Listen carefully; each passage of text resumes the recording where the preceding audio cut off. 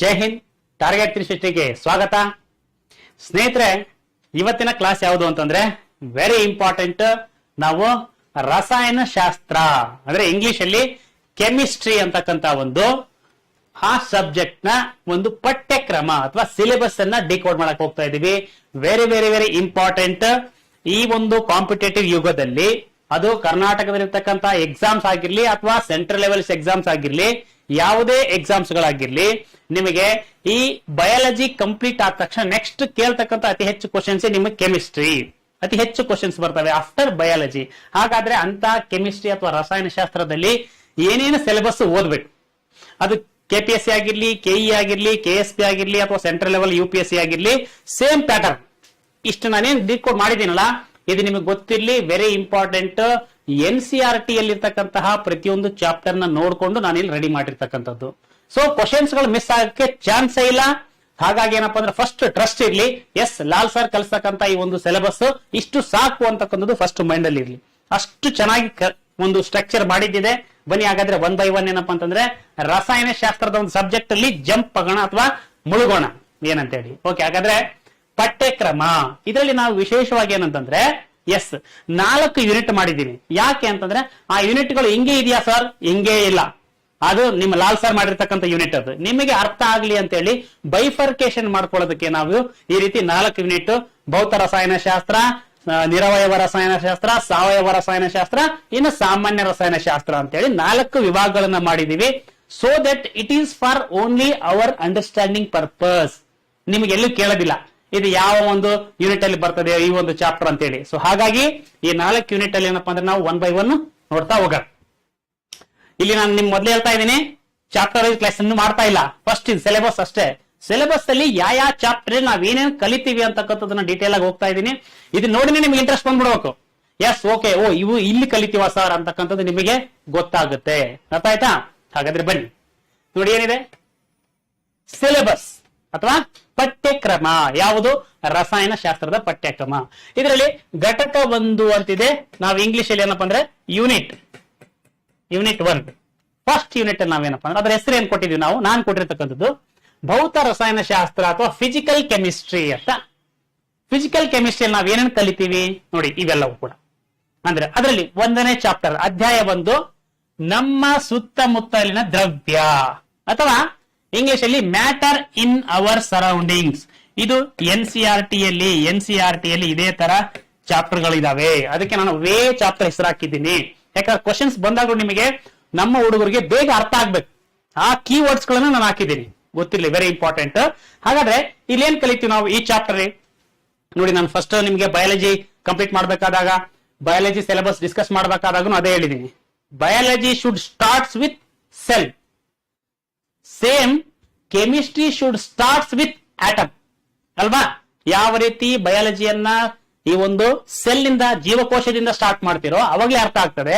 ಅದೇ ರೀತಿ ರಸಾಯನಶಾಸ್ತ್ರವು ಏನಪ್ಪಾ ಅಂದ್ರೆ ಇಲ್ಲಿ ಆಟಮ್, ಪರಮಾಣುವಿನಿಂದ ಸ್ಟಾರ್ಟ್ ಮಾಡಬಹುದು. ಸೊ ಹಾಗಾದ್ರೆ ಒಟ್ಟಾರೆಯಾಗಿ ಪರಮಾಣು ಅಂತಂದ್ರೆ ಏನು? ಅದು ಒಂದು ಮ್ಯಾಟರ್ ಅಥವಾ ಅಂದ್ರೇನಪ್ಪ ಅಂದ್ರೆ ದ್ರವ್ಯದಲ್ಲೇ ಇರೋದ್ರಿಂದ ಫಸ್ಟ್ ಗೆ ನಾವು ದ್ರವ್ಯ ಅಂದ್ರೇನು, ದ್ರವ್ಯಗಳ ಕ್ಲಾಸಿಫಿಕೇಶನ್ಸ್ ಅವೆಲ್ಲ ನೋಡ್ಕೊಂಡು ಹೋದ್ರೆ ನಮ್ಗೆ ಅರ್ಥ ಆಗ್ತದೆ. ಓಕೆ, ಈ ಪ್ರಪಂಚದಲ್ಲಿರ್ತಕ್ಕಂಥ ಪ್ರತಿ ಒಂದು ವಸ್ತು ಯಾವುದನ್ನಾಗಿರ್ಲಿ, ಈ ಶರ್ಟ್, ಈ ಬೆರಳು, ಈ ಪೆನ್ನು, ಈ ಕೂದಲು, ಮೂಗು, ಎಲ್ಲವೂ ಫ್ಯಾನ್, ಈ ಕ್ಯಾಮೆರಾ, ಈ ಕಂಪ್ಯೂಟರ್, ಈ ಬೋರ್ಡ್ ಎಲ್ಲವೂ ಕೂಡ ಏನಂತಂದ್ರೆ ಮ್ಯಾಟರ್. ರಸಾಯನಶಾಸ್ತ್ರದಲ್ಲಿ, ವಿಜ್ಞಾನದಲ್ಲಿ ಎಲ್ಲವೂ ದ್ರವ್ಯ. ಅರ್ಥ ಆಯ್ತಾ? ಹಾಗಾದ್ರೆ ದ್ರವ್ಯ ಅಂದ್ರೆ ಏನು, ಅವೆಲ್ಲ ಏನು, ಅದ್ರ ಬಗ್ಗೆ ಏನಪ್ಪಾ ಅಂದ್ರೆ ಇಲ್ಲಿ ಕಲಿತೀವಿ. ಯಾವುದು? ನಮ್ಮ ಸುತ್ತಮುತ್ತಲಿನ ದ್ರವ್ಯ, ಮ್ಯಾಟರ್ ಸರೌಂಡಿಂಗ್ ಅಸ್. ಇಲ್ಲೇನ್ ಕಲಿತೀವಿ ನಾವು ವಿಶೇಷವಾಗಿ, ಜಾಸ್ತಿ ಎಕ್ಸೆಲ್ ಮಾಡಲ್ಲ, ಗೊತ್ತಿಲ್ಲ. ಇದರಲ್ಲಿ 2 ಕ್ಲಾಸಿಫಿಕೇಶನ್ ಮಾಡ್ತೀವಿ. ಒಂದು ಫಿಸಿಕಲ್ ಕ್ಲಾಸಿಫಿಕೇಶನ್, ಎರಡನೇದು ಕೆಮಿಕಲ್ ಕ್ಲಾಸಿಫಿಕೇಶನ್. ಯಾಕೆ ನಾನು ಸ್ವಲ್ಪ ಹೇಳ್ತಾ ಇದ್ದೀನಿ ಅಂದ್ರೆ ಈ ಚಾಪ್ಟರ್ ಇಂದ ನಾನು ಈ ಚಾಪ್ಟರ್ಗೆ ಹೆಂಗ್ ಜಂಪ್ ಆಗಿದ್ದೀನಿ ಅನ್ನೋದಕ್ಕೆ ಒಂದು ಸಾಕ್ಷಿ, ಪುರಾವೆ ಕೊಡ್ತೀನಿ. ಓಕೆನಾ? ಇದು ಯಾರು ಕೂಡ ಈ ರೀತಿ ಮಾಡಿಲ್ಲ, ನಾನು ಅರೇಂಜ್ಮೆಂಟ್ ಮಾಡಿದ್ದೀನಿ. ಯಾಕೆ ಮಾಡಿದ್ದೀನಿ ಅಂತ ಹೇಳ್ತೀನಿ ನಿಮ್ಗೆ. ಇಲ್ಲಿ ಫಿಸಿಕಲ್ ಅಲ್ಲಿ ನಿಮಗೆ ಬಂದಾಗ ನೋಡಿ, ಒಂದು ಸಾಲಿಡ್ ಅಥವಾ ಘನ ಅಥವಾ ಲಿಕ್ವಿಡ್, ಓಕೆನಾ?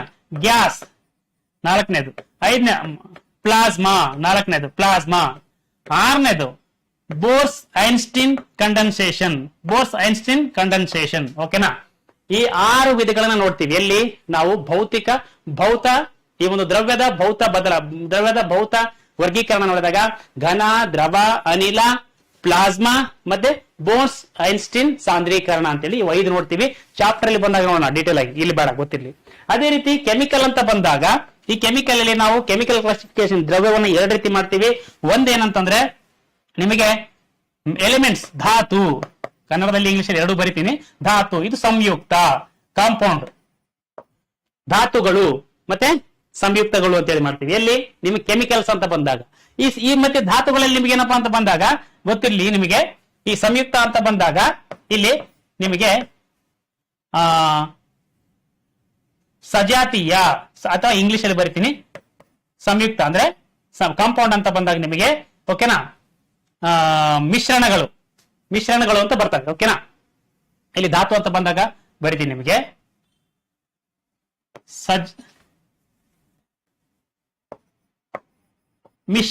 ಮಿಶ್ರಣಗಳು ಅಂತ ಬರ್ತವೆ. ಓಕೆನಾ, ಈ ಮಿಶ್ರಣಗಳಂತ ಬಂದಾಗ ಇಲ್ಲಿ ನಿಮಗೆ 2 ರೀತಿ ತಗೊಳ್ತೀನಿ. ಒಂದೇನಪ್ಪಾ ಅಂತಂದ್ರೆ ಹೋಮೋಜಿನಿಯಸ್ ಮಿಶ್ರಣ, ಎರಡನೇದೇನಪ್ಪ ಅಂದ್ರೆ ಹಿಟ್ರೋಜಿನಿಯಸ್ ಮಿಕ್ಸರ್ ಅಂತ ಬರ್ತದೆ. ಯಾಕೆ ನಾನು ಈ ಒಂದು ಚಾಪ್ಟರ್ ಆದ ತಕ್ಷಣ ನಿಮಗೆ ಈ ದ್ರಾವಣಗಳು, ಕಲಿಲಗಳು ಮತ್ತೆ ನಿಲಂಬನಗಳು ಅಂತ ತಗೊಂಡಿದ್ದೀನಿ ಅಂತಂದ್ರೆ ಈ ಚಾಪ್ಟರ್ ಅಲ್ಲಿ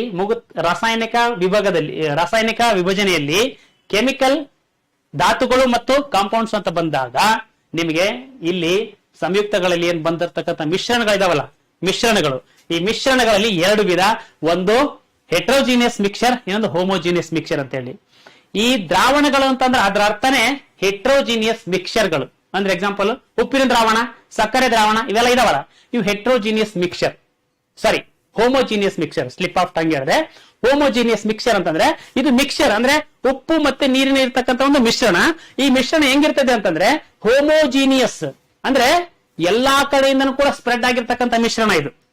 ಅದೇ ಒಂದು ವೇಳೆ ನಾನು ಈಗ ಕಲ್ಲು ಮತ್ತೆ ಈ ಮರಳು ಮತ್ತೆ ಅದರಲ್ಲಿ ಇರ್ತಕ್ಕಂಥ ಒಂದು ಕಲ್ಲು ಮತ್ತೆ ಮರಳು 2 ಮಿಕ್ಸ್ ಮಾಡಿದೀನಿ ಅಂತ ಕೊಡ್ರಿ, ಅದು ಹೋಮೋಜಿನಿಯಸ್ ಮಿಕ್ಸರ್ ಅಲ್ಲ, ಅದು ಹೆಟ್ರೋಜಿನಿಯಸ್ ಮಿಕ್ಸರ್. ಅಂದ್ರೆ ಸಂಪೂರ್ಣವಾಗಿ ಅದೇನಪ್ಪ ಸ್ಪ್ರೆಡ್ ಆಗಿರೋದಿಲ್ಲ. ಬೇಡ, ನಿಮಗೆ ಗೋಧಿ ಹಿಟ್ಟು ಮತ್ತೆ ಅದರಲ್ಲಿ ಇರ್ತಕ್ಕಂಥ ಕೆಲವೊಂದಿಷ್ಟು ಕಲ್ಲು 2 ಸೇರಿಸಿದ್ರೆ ಅದು ಮಿಶ್ರಣ. ಬಟ್ ಅದು ಏನಪ್ಪಾ ಅಂದ್ರೆ ಹೋಮೋಜಿನಿಯಸ್ ಮಿಶ್ರಣ ಅಲ್ಲ, ಹೆಟ್ರೋಜಿನಿಯಸ್ ಮಿಶ್ರಣ. ಒಟ್ಟಾರೆಯಾಗಿ ಮಿಶ್ರಣದಲ್ಲೇ ಬರ್ತಾವಲ್ಲ, ಹಂಗಾಗಿ ಆ ಚಾಪ್ಟರ್ ನಂತರನೇ ನಾವು ಇದನ್ನ ಕಲಿಬೇಕು.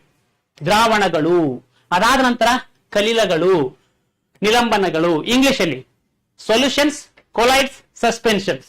ಯಾಕೆ ನಾನು ಈ ಚಾಪ್ಟರ್ ಆದ ತಕ್ಷಣ ಇದೇ ಚಾಪ್ಟರ್ ಓದ್ತೀನಿ? ಬಹಳಷ್ಟು ಜನ ನಿಮಗೆ ಎಲ್ಲಾ ಕರ್ನಾಟಕದಲ್ಲಿರ್ತಕ್ಕಂಥ ಆಥರ್ಸ್ಗಳು ಮತ್ತೆ ಕ್ಲಾಸ್ ಇರತಕ್ಕಂಥವ್ರುಗಳು ಇಲ್ಲಿ ಆದ ತಕ್ಷಣ ನಿಮಗೆ ಇದೆಲ್ಲೂ ಕಲ್ಸಲ್ಲ. ಇದನ್ನ ಲಾಸ್ಟ್ ಚಾಪ್ಟರ್ ಇರ್ತಾರೆ, ದ್ರಾವಣಗಳು ಲಾಸ್ಟ್ ಚಾಪ್ಟರ್ ಇಟ್ಟರೆ ನಿಮ್ಗೆ ಅರ್ಥ ಆಗೋದಿಲ್ಲ. ಗೊತ್ತಿರ್ಲಿ, ಈ ದ್ರಾವಣಗಳು, ಕಲಿಲಗಳು ಮತ್ತೆ ನಿಲಂಬನಗಳು ಇವೇ ಕಲಿಬೇಕು. ಇದ್ರಲ್ಲಿ ಮೇನ್ ಇಂಪಾರ್ಟೆಂಟ್ ಕೊಲೈಡ್ಸ್ ಅಲ್ಲಿ ಅಂತ ಬಂದಾಗ ನಿಮಗೆ ಅಲ್ಲಿ important dispersion medium, dispersion phase ಅಂತ ಬರ್ತವೆ. ಅಲ್ಲಿ ಏನಂದ್ರೆ ನಿಮಗೆ ಎಮಲ್ಷನ್, ಝಾಲು, ಓಕೆನಾ, ಈ ತರ ಎಲ್ಲವೂ ಬರ್ತವೆ. ಸೊ ಆ ಕೊಲೈಡ್ಸ್ ಲಕ್ಷಣಗಳು ಇಂಪಾರ್ಟೆಂಟ್. ಬ್ರೌನಿಯನ್ ಮೂವ್ಮೆಂಟ್, ಓಕೆನಾ, ಕೊಲೈಡ್ಸ್ ಬ್ರೌನಿಯನ್ ಮೂವ್ಮೆಂಟ್ ಮತ್ತೆ ಟಿಂಡಾಲ್ ಎಫೆಕ್ಟ್, ಇವೆಲ್ಲವುಗಳು ಕೂಡ ಏನಪ್ಪಾ ಅಂದ್ರೆ ಕೊಲೈಡ್ಸ್ ಲಕ್ಷಣಗಳು. ಇವೆಲ್ಲ ಇಲ್ಲಿ ಕಲಿತೀವಿ ನಾವು, ಎಲ್ಲಿ? ಈ ಚಾಪ್ಟರ್ ಅಲ್ಲಿ. ಅರ್ಥ ಆಯ್ತಾ? ಹಾಗಾದ್ರೆ ನೆಕ್ಸ್ಟ್ ಮತ್ತೆ ಏನಪ್ಪಾ ಅಂದ್ರೆ 3ನೇ ಚಾಪ್ಟರ್ ಪರಮಾಣುಗಳು ಮತ್ತು ಅಣುಗಳು ಅಥವಾ ಆಟಮ್ಸ್ ಅಂಡ್ ಮಾಲಿಕ್ಯೂಲ್ಸ್. ಇಲ್ಲಿ ಬಂತು ನೋಡ್ರಿ, ಇಲ್ಲಿಂದ ಮೇನ್ ಆಕ್ಚುಲಿ ಸ್ಟಾರ್ಟ್. ಅದಕ್ಕಿಂತ ಮುಂಚೆ ಸ್ವಲ್ಪ ಇದೆ 2 ಚಾಪ್ಟರ್ ಇಂಟ್ರೊಡಕ್ಷನ್ ನಿಮಗೆ. ಕೆಮಿಸ್ಟ್ರಿ ಅಂದ್ರೆ ಏನೇನು ಕಲಿಯಕ್ ಹೋಗ್ತಾ ಇದೀವಿ ನಾವು, ಹೆಂಗ್ ಇರ್ತಾವೆ ಅಂತ ಹೇಳಿ. ಅರ್ಥ ಆಯ್ತಾ? ಸೊ ಆಟಮ್ಸ್, ಪರಮಾಣುಗಳು ಮತ್ತು ಅಣುಗಳು, ಇಲ್ಲಿಂದ ನಾವು ಕಲಿಬೇಕು. ಈ ಪರಮಾಣುಗಳಲ್ಲಿ ಏನ್ ಕಲಿತೀವಪ್ಪ ನಿಮ್ಗೆ ಗೊತ್ತಲ್ಲ, ಅತ್ಯಂತ ಚಿಕ್ಕ ಏನಪ್ಪಾ ಅಂದ್ರೆ ಅಣುವೆ ಏನಪ್ಪಾ ಅಂದ್ರೆ ಲಾಸ್ಟಿಗೆ ಚಿಕ್ಕ ಇರ್ತಕ್ಕಂಥ ಒಂದು ಕಾಣನೆ ಪರಮಾಣು. ಈ ಪರಮಾಣುಗಳಿಂದ ಆಗಿರ್ತಕ್ಕಂಥದಕ್ಕೆ ನಾವು ಅಣು ಅಂತ ಕರಿತೀವಿ. ಈ ಪರಮಾಣು ಅಣುವಿಗೆ ವ್ಯತ್ಯಾಸಗಳೇನು, ಮತ್ತೆ ಪರಮಾಣು ಅಂತ ಬಂದಾಗ ಪರಮಾಣುಗಳಿದಾವಲ್ಲ, ಎಷ್ಟು ನಿಮಗೆ ಎಲಿಮೆಂಟ್ಸ್ ಇದಾವಲ್ಲ, ಧಾತುಗಳು 118 ಧಾತುಗಳಿದಾವಲ್ಲ, ಆ ಧಾತುಗಳ ಒಂದು ಸಿಂಬಲ್ಸ್ಗಳು ಅಂದ್ರೆ ಅಟಮಿಕ್ ಸಿಂಬಲ್ಸ್, ಪರಮಾಣುವಿನ ಸಂಕೇತಗಳು ಯಾಕೆ ಇಂಪಾರ್ಟೆಂಟ್ ಅಂತಂದ್ರೆ ನಿಮಗೆ ಗೊತ್ತಿರ್ಲಿ. ಈಗ ಇದೇ ಚಾಪ್ಟರ್ ಅಲ್ಲಿ ನೀವೇನಪ್ಪ ಅಂದ್ರೆ ಎಕ್ಸಾಂಪಲ್ ನಿಮಗೆ ಸ್ಟ್ಯಾನ್ನಮ್, ಪ್ಲಂಬಮ್, ಓಕೆನಾ, ಪ್ಲಂಬಮ್ ಅಂತ ಬರ್ತದೆ. ಓಕೆನಾ, ವೋಲ್ಫ್ರಮ್ ಅಂತ ಬರ್ತದೆ. ಓಕೆನಾ, ಇವೆಲ್ಲ ಯಾವುದ್ರ ಸಂಕೇತಗಳು ಅಂದ್ರೆ ನಿಮ್ಗೆ ಗೊತ್ತೇ ಆಗೋದಿಲ್ಲ. ಸ್ಟ್ಯಾನ್ನಮ್ ಅಂತಕ್ಕಂಥದ್ದು ನಿಮ್ಗೆ ಗೊತ್ತಿರ್ಲಿ, ಎಸ್ ಎನ್ ಇದು ಟಿನ್ ಟವರ್ ಅಂತ ಕರಿತೀವಲ್ಲ, ಇದ್ರದ್ದೊಂದು ಸಂಕೇತ ಎಸ್ ಎನ್ ಅಂತ ಕರಿತೀವಿ. ನಾವು ಟಿನ್ ಅಂತ ಹೇಳ್ತೀವಿ, ಕನ್ನಡದಲ್ಲಿ ಟವರ್ ಅಂತ ಕರಿತೀವಿ, ಇಂಗ್ಲಿಷ್ ಅಲ್ಲಿ ಟಿನ್ ಅಂತ ಕರಿತೀವಿ. ಹಂಗಂತೇಳಿ ಟಿ ಎನ್ ಅಲ್ಲ ಅದ್ರದ್ದು ಸಂಕೇತ, ಅಟಾಮಿಕ್ ಸಂಕೇತ, ಅದು ಸ್ಟ್ಯಾನ್ನಮ್. ಬಹಳ ಸಾರಿ ಕೆ ಎಕ್ಸಾಮ್ಸ್ ಅಲ್ಲಿ ಕೇಳಿದ್ದಾರೆ. ಅದೇ ರೀತಿ ಪ್ಲಂಬಮ್ ಅಂದ್ರೆ ನಿಮಗೆ ಪಿ ಬಿ, ಅದು ಪಿ ಬಿ, ಓಕೆನಾ, ಪಿ ಬಿ. ಅದನ್ನ ನಾವು ಲೆಡ್ ಸೀಸಾ ಅಂತ ಕರಿತೀವಿ, ಕನ್ನಡದಲ್ಲಿ ಸೀಸಾ ಅಂತ ಕರಿತೀವಿ, ಇಂಗ್ಲಿಷ್ ಅಲ್ಲಿ ಲೆಡ್ ಅಂತ ಕರಿತೀವಿ. ಹಂಗಂತೇಳಿ ಎಲ್ ಡಿ ಅಲ್ಲ ಅದು, ಮತ್ತದು ಪಿ ಬಿ. ಇವುಗಳ ಸಂಕೇತಗಳು ಈ ಚಾಪ್ಟರ್ ಅಲ್ಲಿ ಕಲಿತೀವಿ. ಓಕೆ. ಅದೇ ವೋಲ್ಫ್ರಮ್ ಅಂತಕ್ಕಂಥದ್ದು ನಿಮಗೆ ಟಂಗ್ಸ್ಟನ್ ಇದೆಯಲ್ಲ, ಟಂಗ್ಸ್ಟನ್ ಅಂತಕ್ಕಂಥದ್ದು ಅದರದ್ದು ಡಬ್ಲ್ಯೂ ಸಂಕೇತಗಳು. ಈ ಡಬ್ಲ್ಯೂ, ಎಸ್ ಎನ್, ಓಕೆನಾ, ಆಮೇಲೆ ಪಿ ಬಿ, ಇವೆಲ್ಲವೂ ಕೂಡ ಅಟಾಮಿಕ್ ಸಂಕೇತಗಳು, ಅಂದ್ರೆ ಪರಮಾಣುವಿನ ಸಂಕೇತಗಳು. ಅದ್ ಯಾರಪ್ಪ ಅಂದ್ರೆ ನಿಮಗೆ ಬರ್ಜಿಲಿಯಸ್ ಅವರು ಕೊಡ್ತಾರೆ, ಬೇರೆ ಬೇರೆ ಬೇರೆ ಎಲ್ಲ ಕೊಟ್ಟಿರ್ತಾರೆ. ಎಲ್ಲ ಡೀಟೇಲ್ಸ್ ನಾವು ಇಲ್ಲಿ ನೋಡ್ತೀವಿ, ಎಲ್ಲಿ ಅಣುಗಳು ಮತ್ತು ಪರಮಾಣುಗಳು ಅಂತ ಹೇಳಿ. ಅರ್ಥ ಆಯ್ತಾ?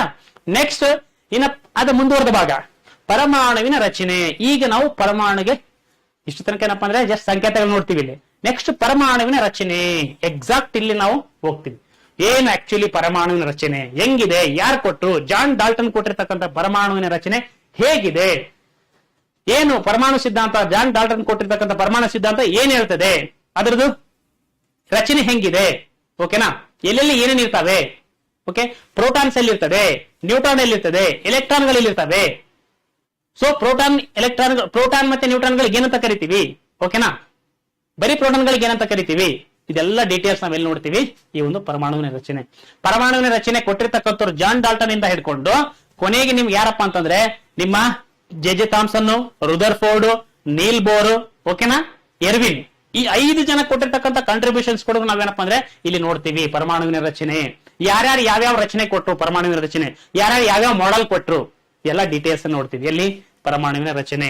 ಅದರ ಜೊತೆಗೆ ಅಟಾಮಿಕ್ ನಂಬರ್, ಅಟಾಮಿಕ್ ಮಾಸ್, ಅದ್ರ ಜೊತೆಗೆ ಐಸೋಟೋಪ್ಗಳು, ಐಸೋಟೋನ್ಗಳು, ಐಸೋಬಾರ್ಗಳು, ಇವೆಲ್ಲವೂ ಕೂಡ ಈ ಚಾಪ್ಟರ್ ಅಲ್ಲಿ ಕಲಿತೀವಿ ನಾವು. ಅರ್ಥ ಆಯ್ತಾ? ನಿಮ್ಗೆ ಈಗ ಐಡಿಯಾ ಬರ್ತಾ ಇದೆ. ಕ್ವಶನ್ಸ್ ಅಷ್ಟೇ ಕೇಳ್ತಿದ್ವಿ ಸರ್, ಬಟ್ ಯಾವ ಚಾಪ್ಟರ್ ಅಂತ ನಮ್ಗೆ ಗೊತ್ತಿರ್ಲಿಲ್ಲ, ಈಗ ಗೊತ್ತಾಗ್ತಾ ಇದೆ. ಎಸ್, ನಿಮ್ಗೆ ಈ ರೀತಿ ಚಾಪ್ಟರ್ ಡಿಕೋಡ್ ಮಾಡಿದಾಗ, ಸಿಲೆಬಸ್ ಡಿಕೋಡ್ ಮಾಡಿದಾಗ ಚಾಪ್ಟರ್ ವೈಸ್ ನಿಮಗೊಂದು ಕ್ಲಾರಿಟಿ ಬರುತ್ತೆ ಕೆಮಿಸ್ಟ್ರಿಗೆ. ಅರ್ಥ ಆಯ್ತಾ? ಎಸ್. ನೆಕ್ಸ್ಟ್ ಈಗ ಯೂನಿಟ್ 1 ಮುಗೀತು. ಓಕೆ ಸ್ನೇಹಿತರೆ, ಈಗ ಯೂನಿಟ್ 2ಕ್ಕೆ ಹೋಗೋಣ. 2ನೇ ಯೂನಿಟ್ ಅಲ್ಲಿ ನಾವೇನಪ್ಪಾ ಅಂದ್ರೆ ಇನ್ಆರ್ಗ್ಯಾನಿಕ್ ಕೆಮಿಸ್ಟ್ರಿ ಅಂತ ಮಾಡಿದೀವಿ, ಓಕೆನಾ, ನಿರವಯವ ರಸಾಯನಶಾಸ್ತ್ರ. ಅಲ್ಲಿ ಮುಂದುವರಿರ್ತಕ್ಕಂಥ ಭಾಗ ಏನು, ಆಕ್ಚುಲಿ ಈಗ ನಾವೇನಂದ್ರೆ ಪಿರಿಯಾಡಿಕ್ ಟೇಬಲ್ ನ ಈಗ ಟಚ್ ಮಾಡಕ್ ಹೋಗ್ತೀವಿ. ಹೆಂಗಿದೆ ಪಿರಿಯಾಡಿಕ್ ಟೇಬಲ್, ಓಕೆನಾ, ಪಿರಿಯಾಡಿಕ್ ಟೇಬಲ್ ನ ಅದ್ರಲ್ಲಿರ್ತಕ್ಕಂಥ ಸ್ಟ್ರಕ್ಚರ್ಗಳು ಏನೇನು, ಯಾವ್ದ್ರಿಂದ ಆಗಿದಾವೆ, ಯಾವ ಆಟಮ್ಗಳು, ಯಾವ ಧಾತುಗಳು ಎಲ್ಲಿ ಕೂತ್ಕೊಂಡಿದಾವೆ, ಅವುಗಳ ಸಿಂಬಲ್ ಏನು, ಅವುಗಳ ಒಂದು ರಿಯಾಕ್ಷನ್ಸ್ ಏನು, ಯಾವ ರೀತಿ ಅವುಗಳ ಲಕ್ಷಣಗಳಿದಾವೆ, ಅದೆಲ್ಲ ನಾವು ಇಲ್ಲಿ ಕಲಿತೀವಿ. ಎಲ್ಲಿ ಆ ಧಾತುಗಳ ಆವರ್ತನೀಯ ವರ್ಗೀಕರಣ, ಪಿರಿಯಾಡಿಕ್ ಕ್ಲಾಸಿಫಿಕೇಶನ್ಸ್ ಆಫ್ ಎಲಿಮೆಂಟ್ಸ್. ಅಲ್ಲಿ ಬಂದಾಗ ನಿಮಗೆ ವಿಶೇಷವಾಗಿ ಇಲ್ಲಿ ಏನಪ್ಪಾ ಅಂದ್ರೆ ಡಾಲ್ಟನ್ ಇಂದ ಇಟ್ಕೊಂಡು ಏನಪ್ಪಾ ಅಂದ್ರೆ ಪಿರಿಯಾಡಿಕ್ ಟೇಬಲ್, ಇಲ್ಲಿ ಡಾಲ್ಟನ್ ಅವರು ಅಟಾಮಿಕ್ ಸಿದ್ಧಾಂತ ಕೊಟ್ರಲ್ಲ, ಓಕೆ. ಪಿರಿಯಾಡಿಕ್ ಟೇಬಲ್ ಏನಪ್ಪಾ ಅಂದ್ರೆ ನಿಮಗೆ ಈ ಪಿರಿಯಾಡಿಕ್ ಟೇಬಲ್ ಎಲ್ಲಿಂದ ನಿಮ್ಮ ಲೆವೋಸಿಯರ್, ಎಂಟಾನ್ ಲೆವೋಸಿಯರ್ ಏನಪ್ಪಾ ಅಂದ್ರೆ ಅವ್ರು ಸ್ಟಾರ್ಟಿಂಗ್ ಕೊಡ್ತಾರೆ ಪಿರಿಯಾಡಿಕ್ ಟೇಬಲ್ ಹಿಂಗಿರ್ಲಿ ಅಂತ ಹೇಳಿ, ಓಕೆನಾ. ಅವ್ರು ಆದ ನಂತರ ನೆಕ್ಸ್ಟ್ ಏನಪ್ಪಾ ಅಂದ್ರೆ ನಿಮ್ಮ ದೋಬ್ರೈನರ್ ಬರ್ತಾರೆ, ತ್ರಿವಳಿಗಳು ಕೊಡ್ತಾರೆ. ಅದಾದ ನಂತರ ಈ ನಿಮ್ಮ ನ್ಯೂಲ್ಯಾಂಡ್ ಬರ್ತಾರೆ, ಅವರು ಅಷ್ಟಕದ ಜೋಡಣೆ ಇರಬೇಕು ಅಂತ ಹೇಳ್ತಾರೆ. ಆಮೇಲೆ ಲೇಯರ್ಸ್ ಅಂಡ್ ಮೇಯರ್ಸ್ ಅಂತ ಬರ್ತಾರೆ, ಅವರೊಂದು ಕರ್ವ್ ರೀತಿ ಕೊಡ್ತಾರೆ. ಅದಾದ ನಂತರ ಕೊನೆಗೆ very important father of periodic table ಯಾರು, ಮೆಂಡಲೀವ್ ಅವರು ಬಂದು ಆವರ್ತಕ ಕೋಷ್ಟವನ್ನು ಕೊಡ್ತಾರೆ.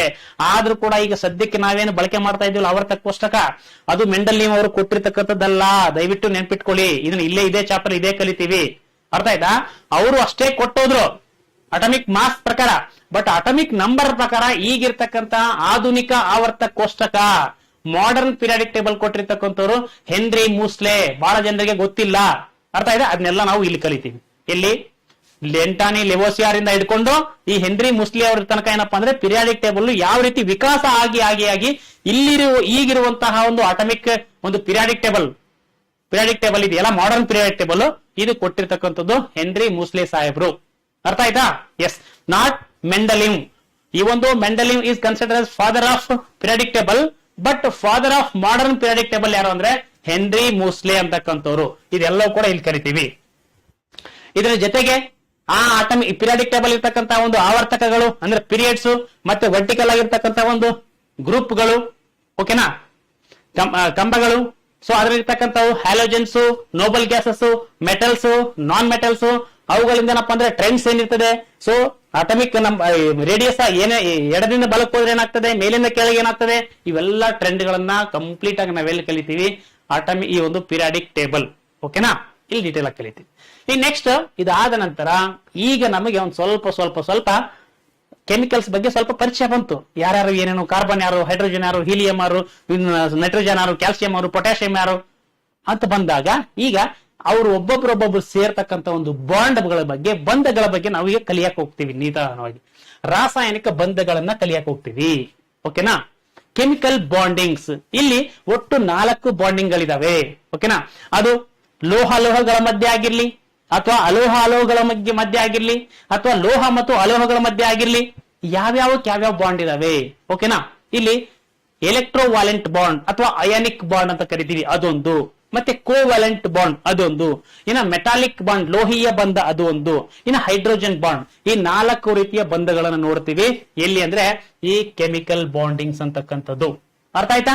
ಅಷ್ಟೇ ಇದ್ರ ಬಗ್ಗೆ ಡೀಟೇಲ್ ಚಾಪ್ಟರ್ನ ನಾವಿಲ್ಲಿ ಕಲಿಯಕ್ ಹೋಗ್ತೀವಿ. ಇದು ಮುಗಿದ ನಂತರ ನೆಕ್ಸ್ಟ್ ರಾಸಾಯನಿಕ ಸಮೀಕರಣಗಳು, ಓಕೆನಾ. ಈಗ ಸಮೀಕರಣಗಳನ್ನ ಬರಿಬೇಕಂದ್ರೆ 2 ಧಾತುಗಳು ಸೇರ್ಬೇಕಲ್ಲ, ಅದಕ್ಕೆ ಬಾಂಡಿಂಗ್ ನೋಡ್ಕೊಂಡ್ ಬಂದಿ ನಾವೀಗ. ಬಾಂಡಿಂಗ್ ನೋಡ್ಕೊಂಡ್ ಬಂದ ತಕ್ಷಣ ಈಗ ಆ ಇಕ್ವೇಶನ್ ಬರಿಬೇಕಲ್ಲ, ಕೆಮಿಕಲ್ ಇಕ್ವೇಶನ್ ನಾವು ಹೇಗೆ ಬರಿಬೇಕು ಅಂತಕ್ಕಂಥದನ್ನ ಕಲಿತೀವಿ. ರಾಸಾಯನಿಕ ಸಮೀಕರಣಗಳು ಜೊತೆಗೆ ಆ ಸಮೀಕರಣಗಳು ಸೇರಿದಾಗ ಏನಾಗ್ತವೆ, ಕ್ರಿಯೆಗಳಾಗ್ತವಲ್ಲ, equation, chemical equation and chemical reactions. ಇದು NCERT ಇರ್ತಕ್ಕಂಥ ಚಾಪ್ಟರ್ ಕೂಡ ಹಿಂಗೆ. ಸೊ ಇಲ್ಲಿ ನಾವೇನಪ್ಪಾ ಅಂದ್ರೆ ಯಾವ್ಯಾವ ಇಕ್ವೇಶನ್ಸ್ ಗಳನ್ನ ಹೇಗೆ ಬರೀತೀವಿ, ಓಕೆನಾ. ಈಗ ಇದೇ ಎಕ್ಸಾಂಪಲ್ ನಿಮಗೆ hydrogen plus hydrogen arrow mark helium, ಅರ್ಥ ಆಯ್ತಾ? ಇದೇ ಇಕ್ವೇಶನ್. ಇದು ಜಲಜನಕ ಮತ್ತು ಜಲಜನಕವು ಸೇರಿ ಹೀಲಿಯಂ ಆಗುವಂತಹ ಒಂದು ಇಕ್ವೇಶನ್, ರಾಸಾಯನಿಕ ಸಮೀಕರಣ ಇದೆ, ಅರ್ಥ ಆಯ್ತಾ? ಇದೇ ರಾಸಾಯನಿಕ ಸಮೀಕರಣ. ಇನ್ ನೆಕ್ಸ್ಟ್ ನಾವು ಬರಿತಾ ಇದೀವಿ ಇದನ್ನ.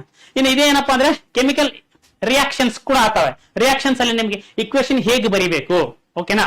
ಇಕ್ವೇಶನ್ ಬರಿಬೇಕಾದಾಗ ಏನೇನು ಬರಿಬೇಕು, ಸಿಂಬಲ್ಸ್ ಗಳು ಹೇಗೆ ಬರಿಬೇಕು, ಪ್ಲಸ್ ಗಳ ಸಿಂಬಲ್ ಹೇಗೆ ಹಾಕ್ಬೇಕು, ರಿಯಾಕ್ಟನ್ಸ್ ಯಾವುವು, ಪ್ರಾಡಕ್ಟ್ಸ್ ಯಾವುವು, ಕಂಪ್ಲೀಟ್ ಆಗಿ ನಾವು ಈ ಚಾಪ್ಟರ್ ನೋಡ್ತೀವಿ.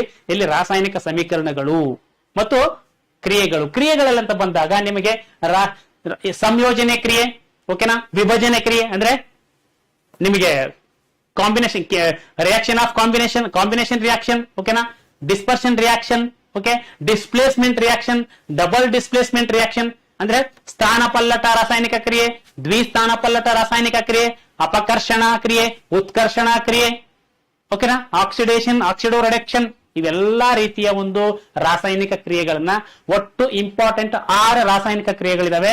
ಆ 6 ರಾಸಾಯನಿಕ ಕ್ರಿಯೆಗಳನ್ನ ನಾವಿಲ್ಲಿ ನೋಡ್ತೀವಿ. ರಾಸಾಯನಿಕ ಸಮೀಕರಣಗಳ ಜೊತೆಗೆ ರಾಸಾಯನಿಕ ಕ್ರಿಯೆಗಳನ್ನ ನಾವು ಈ 7ನೇ ಚಾಪ್ಟರ್ ನೋಡ್ತೀವಿ. ಅರ್ಥ ಆಗ್ತಾ ಇದೆಯಾ? ಸ್ವಲ್ಪ ಏನಾದ್ರೂ ಗ್ರಿಪ್ ಬರ್ತಾ ಇದೆಯಾ? ಕೆಮಿಸ್ಟ್ರಿ ಹೇಗೆ ಓದ್ಬೇಕು, ನಾವು ಹೇಗೆ ಅಪ್ರೋಚ್ ಮಾಡಬೇಕು, ಈಗ ನೀವು ಅಪ್ರೋಚ್ ಮಾಡಿದ್ರೆ 100% ನಿಮಗೆ ಸಬ್ಜೆಕ್ಟ್ ಕ್ಲಾರಿಟಿ ಇರುತ್ತೆ, ಯಾವುದು ಮರೆಯೋದಿಲ್ಲ. ಗೊತ್ತಾಯ್ತಾ?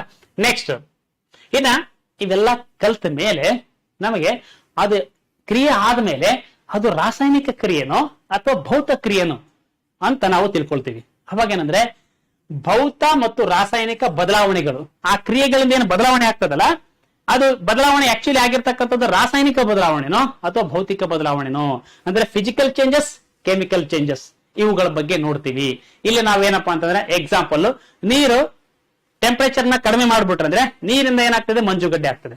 ಅದೇ ಮಂಜುಗಡ್ಡೆಗೆ ಮತ್ತೆ ನೀವು ತಾಪವನ್ನು ಕೊಟ್ರೆ ಅದು ನೀರಾಗ್ತದೆ. ಸೊ ಇಲ್ಲಿ ನೀರಿಂದ ಮಂಜುಗಡ್ಡೆಯಿಂದ ನೀರು ಏನಾಗ್ತಾ ಇದೆ, ಇಲ್ಲಿ ಅದರ ಒಂದು ಭೌತ ಸ್ಥಿತಿ ಬದಲಾವಣೆ ಆಗ್ತದೆ ಹೊರತು ಅದರಲ್ಲಿ ರಾಸಾಯನಿಕ ಸ್ಥಿತಿ ಯಾವುದು ಬದಲಾವಣೆ ಆಗ್ತಾ ಇಲ್ಲ. ಆ ಮಂಜುಗಡ್ಡೆಯಲ್ಲೂ ಕೂಡ H2O ಇರ್ತದೆ, ನೀರಿನಲ್ಲೂ ಕೂಡ H2O ಇರ್ತದೆ. ಅದೇ 105 ಡಿಗ್ರಿಯಲ್ಲೇನೆ ಅದು ಸೇರ್ಕೊಂಡಿರ್ತದೆ. ಇದೇ ರೀತಿ ಅದೇ ಒಂದು H ಅಂದ್ರೆ ಒಂದು ಹೈಡ್ರೋಜನ್ ಆಟಮ್ 2 ಆಕ್ಸಿಜನ್ ಆಟಮ್ಗಳಿಗೆ 105 ಡಿಗ್ರಿ ಸೆಲ್ಸಿಯಸ್ ಅಲ್ಲಿ ಹಂಗೆ ಇಟ್ಕೊಂಡಿರ್ತದೆ. ಎಲ್ಲಿ?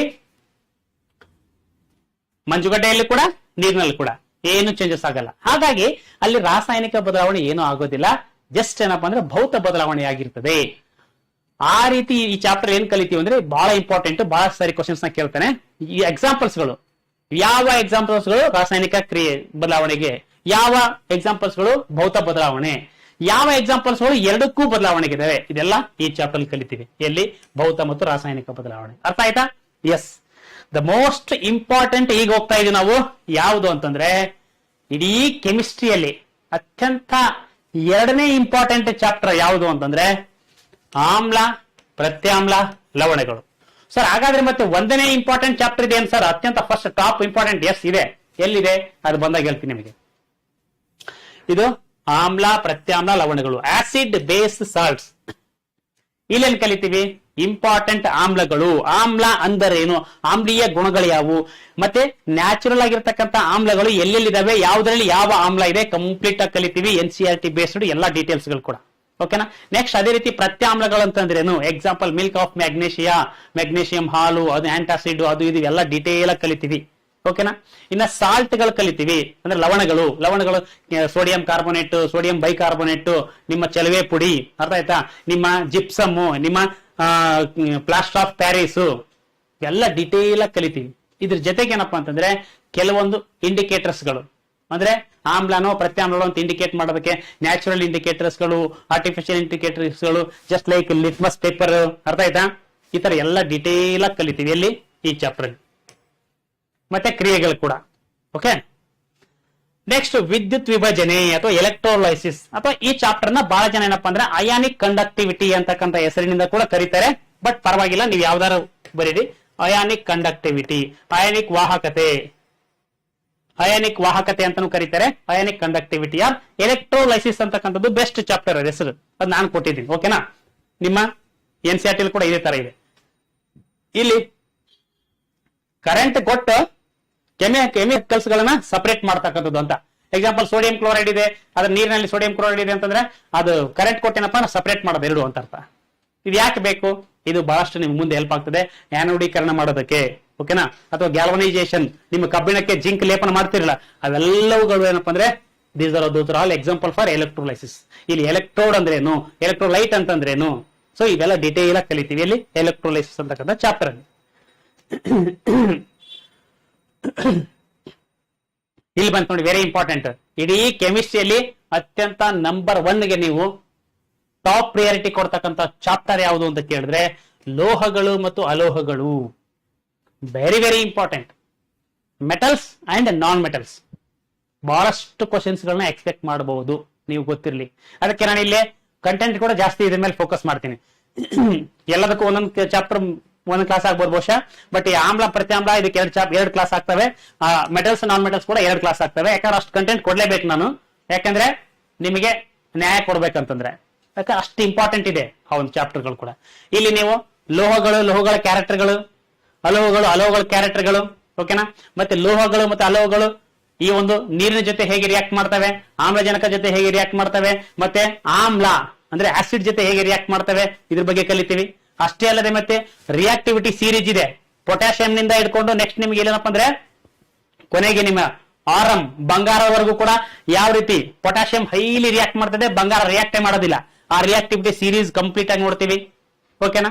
ಅದಾದ ನಂತರ ಲೋಹೋದ್ಧರಣ ಅಂತಕ್ಕಂಥ ಒಂದು ಮೆಟಾಲಜಿ ನೋಡ್ತೀವಿ, ಹೇಗೆ ಲೋಹಗಳನ್ನ ನಾವು ಎಕ್ಸ್ಟ್ರಾಕ್ಟ್ ಮಾಡ್ತೀವಿ, ಎಲ್ಲಾ ಲೋಹಗಳಂತೇಳಿ. ಓಕೆನಾ? ಯಾವ್ಯಾವ ಲೋಹಗಳು ಯಾವ್ಯಾವ ಅದಿರುಗಳಿಂದ ನಾವು ಎಕ್ಸ್ಟ್ರಾಕ್ಟ್ ಮಾಡ್ತೀವಿ ಅಂದ್ರೆ ಲೋಹಗಳು ಮತ್ತು ಅವುಗಳ ಪ್ರಮುಖ ಅದಿರುಗಳು ಕಲಿತೀವಿ. ಅದ್ರ ಜೊತೆಗೆ ಪ್ರಮುಖ ಮಿಶ್ರ ಲೋಹಗಳು, ಯಾವ್ಯಾವ ಮಿಶ್ರ ಲೋಹಗಳು ನಾವು ಇದಾವೆ, ಎಕ್ಸಾಂಪಲ್ ಆ ಮಿಶ್ರ ಲೋಹಗಳಲ್ಲಿ ಯಾವ್ಯಾವ ಇದಾವೆ, ಯಾವ್ಯಾವ ಘಟಕಗಳಿದಾವೆ, ಯಾವ್ಯಾವ ಲೋಹಗಳಿದಾವೆ ಮತ್ತೆ ಅಲೋಹಗಳಿದಾವೆ ಗೊತ್ತಿರ್ಲಿ. ಅರ್ಥ ಆಯ್ತಾ? ಸೊ ಇದನ್ನೆಲ್ಲ ಕಂಪ್ಲೀಟ್ ಆಗಿ ನಾವೆಲ್ಲಿ ಕಲಿತೀವಿ, ಲೋಹ ಅಲೋಹ ಅಂತಕ್ಕಂಥ ಚಾಪ್ಟರ್ ಅಲ್ಲಿ ಕರಿತೀವಿ. Very very important. ಜೊತೆಗೆ ಕರೋಜನ್ ರಸ್ಟ್ ಗಿಸ್ಟ್ ಇಲ್ಲ ಹಿಡಿಬಾರ್ದು ಅಂದ್ರೆ ಏನ್ ಮಾಡಬೇಕು ಎತ್ತ ಇವೆಲ್ಲ ಡಿಟೇಲ್ ಆಗಿ NCERT ಪಾಯಿಂಟ್ ಆಫ್ ವ್ಯೂ ಎಲ್ಲ ಕೂಡ ನಾವು ತಗೊಂಡು ಹೋಗ್ತೀವಿ ಇಲ್ಲಿ. ಎಲ್ಲಿ? ಈ ಒಂದು ಚಾಪ್ಟರ್ ಅಲ್ಲಿ ಲೋಹ ಮತ್ತು ಅಲೋಹ. ಇನ್ನ ನೆಕ್ಸ್ಟ್ ನೀರು. ಈ ನೀರು ಎಲ್ಲಿ ಬೇಕಾದ್ರೆ ಕಲಿಬಹುದು, ಬಟ್ ಇಲ್ಲೇ ಯಾಕಪ್ಪ ಅಂತಂದ್ರೆ ಒಂದೊಂದು ರಿಯಾಕ್ಷನ್ ಆಗ್ಬೇಕಲ್ಲ. ಸಪೋಸ್ ಈಗ ಕಬ್ಬಿಣ ತುಕ್ಕಿಡಿಬೇಕಂದ್ರೆ ನೀರ್ ಬೇಕಲ್ಲ, ನೀರಂದ್ರೆ ಡೈರೆಕ್ಟ್ ನೀರ್ ಬೇಕಾಗಿಲ್ಲ, ಬಟ್ ನೀರಿನ ಒಂದು ಆವಿ ರೂಪದಲ್ಲಿರ್ತಕ್ಕಂಥ ನೀರಾವಿ ಬೇಕು. ಸೊ ಹಾಗಾಗಿ ಏನಪ್ಪಾ ಅಂದ್ರೆ ಇಲ್ಲಿ ಕನೆಕ್ಷನ್ಸ್ ಇದೆ. ಈ ನೀರ್ ಚಾಪ್ಟರ್ ನಾವ್ ಏನ್ ಕಲಿತೀವಿ ಅಂದ್ರೆ ಫ್ಯಾಕ್ಟ್ ರಿಲೇಟೆಡ್, ನೀರು ಮತ್ತೆ ಯಾವ್ಯಾವ ಫುಡ್ ಅಲ್ಲಿ ಏನೇನು ಎಷ್ಟೆಷ್ಟು ಅಂಶ ನೀರು ಇರ್ತದೆ. NCERT ಒಂದು ಚಾರ್ಟ್ ಇದೆ, ಅದನ್ನ ನಾವು ಕಲಿತೀವಿ. ಎಕ್ಸಾಮ್ ಅಲ್ಲಿ ಕೇಳಿದಾನೆ, ಯಾವ ಎಕ್ಸಾಮ್ಸ್ ಅಲ್ಲಿ ಕೇಳಿದಾನೆ, ಕೇಳ್ತಾ ಇದ್ದಾನೆ, ಕೇಳಬಹುದು, ಅಲ್ಲೇ ಜಾಸ್ತಿ ಫೋಕಸ್ ಮಾಡ್ತೀವಿ, ಗೊತ್ತಿರ್ಲಿ, ಇಂಪಾರ್ಟೆಂಟ್. ಅರ್ಥ ಆಯ್ತಾ? ಎಸ್. ಹಾಗಾದ್ರೆ ಮತ್ತೆ ಇನ್ನೊಂದು ನೀರಿನ ಸೈಕಲ್, ವಾಟರ್ ಸೈಕಲ್ ಅಂತ ಬರ್ತದೆ, ಅದನ್ನ ಡಿಸ್ಕಸ್ ಮಾಡ್ತೀವಿ. ವೆರಿ ಇಂಪಾರ್ಟೆಂಟ್ ಈ ಚಾಪ್ಟರ್. ಅದಕ್ಕಿಂತ ಹೆಚ್ಚು ಏನ್ ಕಲಿತೀವಿ ಅಂದ್ರೆ ಗಡಸು ನೀರು. ಗಡಸು ನೀರು ಯಾವುದು? ತಾತ್ಕಾಲಿಕ ಗಡಸುತನ, ಶಾಶ್ವತ ಗಡಸುತನ. ಆ ತಾತ್ಕಾಲಿಕ ಗಡಸುತನ, ಶಾಶ್ವತ ಗಡಸುತನಕ್ಕೆ ಹೋಗಲಾಡಿಸ್ತಕ್ಕಂಥ ಮೆಥಡ್ಗಳು, ಓಕೆನಾ? Zeolite method, permutit method or ion exchange method, ಮೂರು ಒಂದೇ ಇವು. ಅರ್ಥ ಆಯ್ತಾ? ಇವೆಲ್ಲ ಎಲ್ಲಿ ಕಲಿತೀವಿ? ನೀರು ಅಂತಕ್ಕಂಥ ಚಾಪ್ಟರ್ ಕಲಿತೀವಿ. ಸೊ ಇಷ್ಟು ಇನ್ಆರ್ಗಾನಿಕ್ ಕೆಮಿಸ್ಟ್ರಿಲಿ ಕಂಪ್ಲೀಟ್ ಆಗುತ್ತೆ, 2ನೇ ಯೂನಿಟ್ ಕಂಪ್ಲೀಟ್ ಆಗುತ್ತೆ. ಓಕೆ, ನೆಕ್ಸ್ಟ್ 3ನೇ ಯೂನಿಟ್ ಏನಿದೆ ನೋಡಿ, 3 ಚಾಪ್ಟರ್ಗಳು.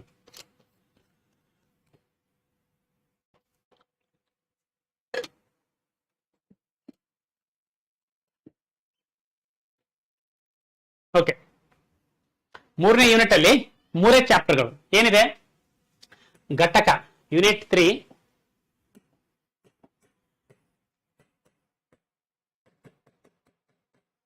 ಯೂನಿಟ್ 3 ಅಲ್ಲಿ ಸಾವಯವ ರಸಾಯನಶಾಸ್ತ್ರ, organic chemistry. Very very important. Even 3 chapter ಇದ್ರೂ ಕೂಡ ಕೆಮಿಸ್ಟ್ರಿಯಲ್ಲಿ ಕ್ವಶನ್ಸ್ ಗಳು ಬರ್ತವೆ ಜಾಸ್ತಿ. ಎಲ್ಲಿ? ಇಲ್ಲೇ. ಸಾವಯವ ಅಂದ್ರೆ ಗೊತ್ತಲ್ಲ ನಿಮಗೆ, ಆರ್ಗಾನಿಕ್ ಕೆಮಿಸ್ಟ್ರಿ. ಆರ್ಗಾನಿಕ್ ಅಂತ ಹೇಳ್ಬೇಕಂದ್ರೆ ಕಾರ್ಬನ್ ಇರ್ಲೇಬೇಕು, ಅದಕ್ಕೆ ಕಾರ್ಬನ್ ಫಸ್ಟ್ ಅದೇ ಚಾಪ್ಟರ್ ಗೊತ್ತಿರಲಿ. ಫಸ್ಟ್ನೇ ಚಾಪ್ಟರ್ ಅದರಲ್ಲಿ 13ನೇ ಚಾಪ್ಟರ್ ಅಂದ್ರೆ ಇದರಲ್ಲಿ 1ನೇದು 5 ನಾರ್ಮಲ್, ಟೋಟಲ್ 13. ಇಂಗಾಲ ಮತ್ತು ಅದರ ಬಹುರೂಪಗಳು, ಕಾರ್ಬನ್ ಅಂಡ್ ಇಟ್ಸ್ ಅಲೋಟ್ರೋಪ್ಸ್.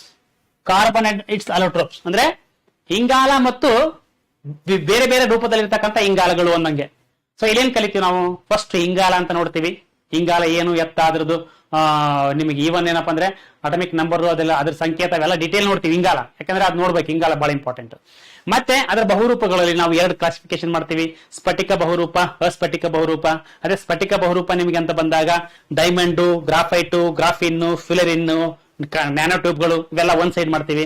ಇನ್ನು ಅಸ್ಫಟಿಕ ಅಂತ ಬಂದಾಗ ನಿಮ್ಗೆ ಅಲ್ಲಿ ಏನಪ್ಪಾ ಅಂತಂದ್ರೆ ಈ ನಿಮ್ಮ ಕಲ್ಲಿದ್ದಲು, ಓಕೆನಾ, ಇದ್ದಿಲು, ಕೋಕು, ಚಾರ್ಕೋಲು, ಆಮೇಲೆ ದೀಪದ ಮಸಿ, ಇವೆಲ್ಲ ಒಂದ್ ಕಡೆ ನಾವು ಕವರ್ ಮಾಡ್ತೀವಿ. ಸೊ ಇದನ್ನೆಲ್ಲ ಕವರ್ ಮಾಡಿದಾಗ ನಿಮಗೆ ಇಂಗಾಲ ಮತ್ತು ಅದರ ಬಹುರೂಪಗಳು ಮುಗಿದು ಹೋಗ್ತದೆ.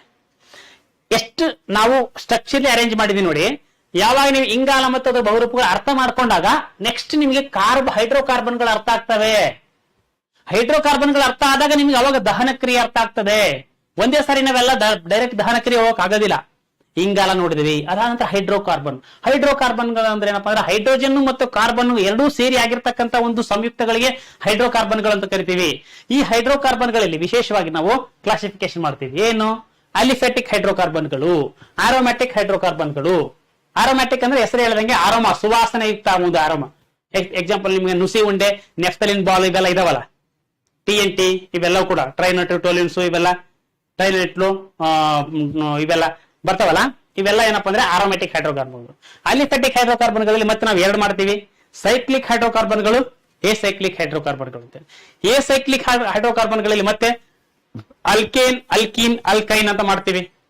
ಇನ್ನ ಸೈಕ್ಲಿಕ್ ಅಲ್ಲಿ ಬಂದಾಗ ಏನಪ್ಪಾ ಅಂದ್ರೆ ಅಲ್ಲಿ ನಿಮಗೆ cycloalkane, cycloalkene, cycloalkyne ಅಂತ ಮಾಡ್ತೀವಿ. ಆಮೇಲೆ ಆರೋಮ್ಯಾಟಿಕ್ ಅಲ್ಲಿ ಕಂಪ್ಲೀಟ್ ಆಗಿ ನಿಮಗೆ ಏನಪ್ಪಾ ಅಂದ್ರೆ ಇದನ್ನ ಮುಗಿಸ್ತೀವಿ. ಗೊತ್ತಾಯ್ತಾ? ಇಲ್ಲಿ ಸ್ಯಾಚುರೇಟೆಡ್ ಹೈಡ್ರೋಕಾರ್ಬನ್ಸ್, ಅನ್ಸ್ಯಾಚುರೇಟೆಡ್ ಹೈಡ್ರೋಕಾರ್ಬನ್ಸ್. ಅದೇ ಸ್ಯಾಚುರೇಟೆಡ್ ಅಂತಂದ್ರೆ ಅಲ್ಕೇನ್ಗಳು ಅಂತ ಅರ್ಥ. ಅನ್ಸ್ಯಾಚುರೇಟೆಡ್ ಇಲ್ಲಿ ಮತ್ತೆ ನಿಮ್ಗೆ ಬಂದಾಗ ಅಲ್ಕೀನ್, ಅಲ್ಕೈನ್ ಇವೆರಡು ಬರ್ತವೆ. ಡೀಟೇಲ್ ಆಗಿ ಎಲ್ಲ CnH2n+2, CnH2n, CnH2n-2, alkane, alkene, alkyne ಇವುಗಳ ಒಂದು ಫಾರ್ಮುಲಾ ಏನೇನ್ ರೇಷೋದಲ್ಲಿ ಇದಾವೆ ಕಂಪ್ಲೀಟ್ ಆಗಿ ನಾವೇನಪ್ಪಾ ಅಂದ್ರೆ ಇದನ್ನ ಕರಿತೀವಿ. ಅದೇ ಇದು ಬರ್ತದಲ್ಲ, ಮೀಥೇನು, ಈಥೇನು, ಪ್ರೋಪೇನು, ಬ್ಯೂಟೇನು, ಪೆಂಟೇನು, ಹೆಕ್ಸೇನು, ಹೆಪ್ಟೇನು, ಆಕ್ಟೈನು, ನಾನೇನು, ಡೆಕೆನ್, ಇವೆಲ್ಲ ಏನ್ ಸರ್? ಇವೆಲ್ಲ 1, 2, 3ಗಳು. ಅರ್ಥ ಆಯ್ತಾ? ಸೊ ಇವೆಲ್ಲಗಳು ಅಲ್ಕೇನ್ ಸದಸ್ಯರುಗಳು, ಅಲ್ಕಿನ್ ಸದಸ್ಯರುಗಳು, ಅಲ್ಕೈನ್ ಸದಸ್ಯರುಗಳು, ಇವೆಲ್ಲ ಡೀಟೇಲ್ ಆಗಿ ಕಲಿತೀವಿ. ಎಲ್ಲಿ? ಈ ಒಂದು ಚಾಪ್ಟರ್ ಅಲ್ಲಿ ಹೈಡ್ರೋಕಾರ್ಬನ್ಗಳು ಅಂತಕ್ಕಂಥ ಚಾಪ್ಟರ್. ಓಕೆನಾ? ಎಸ್. ನೆಕ್ಸ್ಟ್ ಈಗ ಈ ಹೈಡ್ರೋಕಾರ್ಬನ್ಗಳು ನಾವು ಸುಡೋದಕ್ಕೆ ಬಳಸ್ತೀವಿ, ದಹಿಸೋದಕ್ಕೆ ಬಳಸ್ತೀವಿ, ಹೀಟ್ ತಗೊಳಕ್ ಬಳಸ್ತೀವಿ. ಅದಕ್ಕೆ ದಹನ ಕ್ರಿಯೆ. ಮತ್ತೆ ಇಂಧನಗಳು, ಇವೆ ಇಂಧನಗಳು. ಓಕೆನಾ?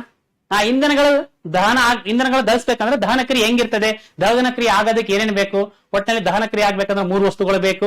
ಒಂದು ದಹ್ಯ ವಸ್ತು, ಒಂದು ದಹನಾನುಕೂಲಿ, ಇನ್ನೊಂದು ಜ್ವಲನ ತಾಪ. ಓಕೆನಾ? ಅಂದ್ರೆ ಫ್ಯೂಲ್ ಬೇಕು, ಆಮೇಲೆ ಆಕ್ಸಿಜನ್ ಬೇಕು, ಆಮೇಲೆ ಇಗ್ನಿಷನ್ ಟೆಂಪರೇಚರ್ ಬೇಕು. ಇವು ಮೂರಲ್ಲಿ ಒಂದಿಲ್ಲ ಅಂದ್ರೆ ಕೂಡ ಸುಡೋದಿಲ್ಲ.